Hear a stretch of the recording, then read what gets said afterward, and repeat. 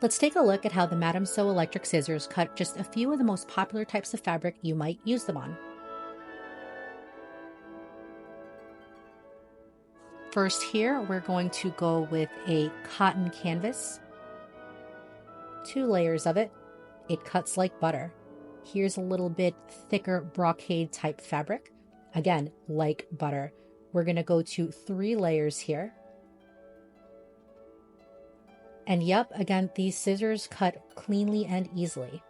Here's a fleece, a little bit thicker. We're going to try with 3 layers of this fabric to demonstrate just how well it works.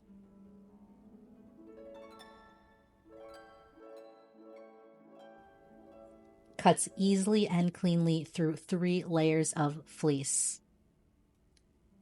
And now, last but not least, leather.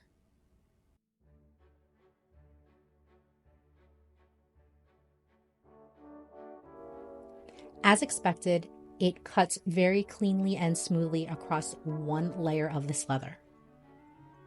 For 2 layers, I did need to anchor it with some quilting clips, but again, the scissor did its job. I hope this helps. Happy shopping!